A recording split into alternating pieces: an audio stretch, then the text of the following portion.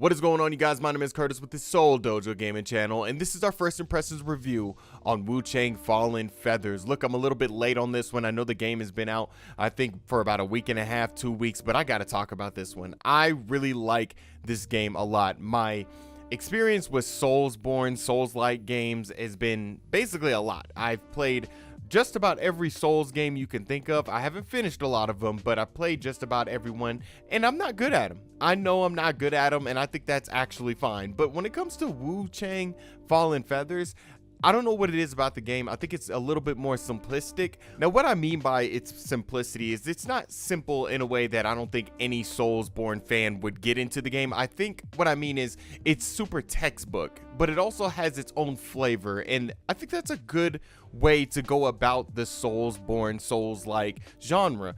It's a game that takes a lot of those ideas and perfects them in a lot of ways, but also adds its own flavor, adds its own attitude, adds its own style to the genre. Starting off with the setting, the world is crafted so beautifully. It runs together really well. Basically, you have this game here that has open areas. It's more akin to like a Dark Souls 2 or a Dark Souls 3. You have these open areas that beg for exploration and rewards you for exploration, by the way. And you basically go from area to area by either defeating a boss and getting a key, or you find little shortcuts that blend the world together. Now, of course, there's different types of terrain. I've been into like the Su Sanctum has like an underground world that you can go through, or you have like little towns and stuff that have lush green trees and vegetation, but also these decimated towns. There's just so much here that you can get involved in, and a whole bunch of exploration that is ready for you and at your disposal. So I love the world. It just blends really well together, and it's so good. All right, let's get into the good stuff. Let's talk about combat. So the combat in Wuchang is a little bit more about dodging, where in other Soulsborne games, it's more about dodging and blocking. There is a block in Wuchang. It's only really with the axe, but if you're using like a pole arm, if you're using a long sword, if you're using a regular sword, it's more about dodging. And when you dodge in this game, you are rewarded with Skyborn Might. Now, Skyborn Might is basically a way for your special skills to be more potent, more effective, and they are very vital to your success in this game. So in Wuchang, you also have a couple of different types of weapons. You have axes, long swords, dual wielding weapons, pole arms. You also have this thing that temporarily boosts or give your weapons a buff called Temperance, where she uses her blood to enhance the power of the weapon. It's actually a really cool animation, and it's really useful. If you guys want just a few tips in this first impressions, the best weapon to use, the best starting weapon to use if it's your first playthrough, is the long swords. Long swords are very good in Wuchang.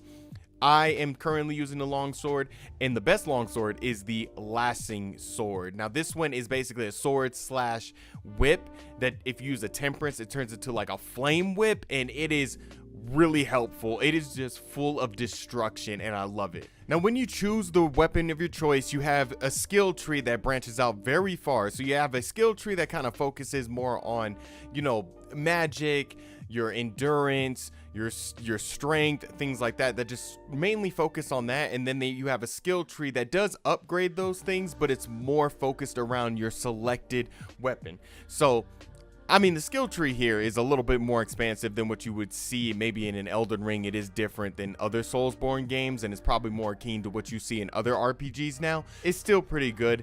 There's a lot of cool moves that you can learn. There is like a way to block with the long sword, but you can also use like a secondary weapon, and you can kind of update that skill tree also. I'm mainly focusing on just one weapon with my first playthrough, because I feel like when you're leveling, you want to just focus and make one weapon as powerful as you can. And I think if you are a little bit more of a veteran at this game, then you can kind of choose between two weapons and upgrade both skill trees. But as of right now, I think if it's your first playthrough, it is smart to just mainly put all your mercury or your skill points into one skill tree. with Wuchang being a Souls-like game, you do have those Souls-like features, right? You have shrines that are like bonfires that refurbish the enemies around you and heal you. You can, of course, upgrade your character from there. You have Mercury, which is the overall currency of the game. It's just like Souls. You can use it to upgrade your character. You can use it to buy armor sets. You also have Madness, which is a little bit like Dark Souls 3's, like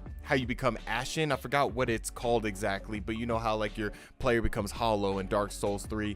It's similar to that, but it's a little bit more forgiving. The only thing that Madness does is when it's full after dying a bunch of times, you actually build the Madness bar up, and once it's all the way up, you have this enemy that comes after you. It's a little bit like how in Elden Ring, like you have those enemy invasions. It's a little bit like that, and you have to kill this person to end up refurbishing that madness. So you have that. The enemy types vary really well. I like the enemy types, but also the bosses. They start off a little bit bland, but they get a little bit nastier as you go deeper into the game. And that's one thing I do want to talk about, is the difficulty spike in this game. It is a little bit ridiculous. You fight the first two enemy bosses. It's like, okay, I got this. This isn't as hard as your typical Dark Souls game.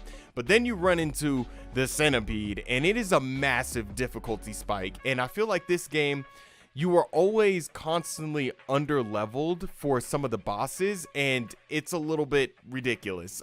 This boss took me a very long time to beat. It took me like 3 days, and I had to start farming Mercury to just level up constantly to try to even match this boss. And finally I beat him like the other day, and it was very difficult. Very difficult. So yeah, be very wary of that. The difficulty spike in this game is massive. Overall, Wuchang Fallen Feathers takes those Dark Souls features, takes that Dark Souls style, and just nails it to a T, but adds its own little style and flavor to it. I really like this game. This is probably one of my favorite games this year. I'm not sure if it's going to be like one of those games that get nominated for Game of the Year. I think Expedition 33, you do have Death Stranding 2 out. There's a lot of like Donkey Kong Bonanza things are out like that, but honestly, it's on Game Pass. I feel like if you really want to play a Dark Souls game that is really good, it's not too out of its shell, it really sticks to the formula, this is the perfect game to get. And I say yes, when it comes to would you buy,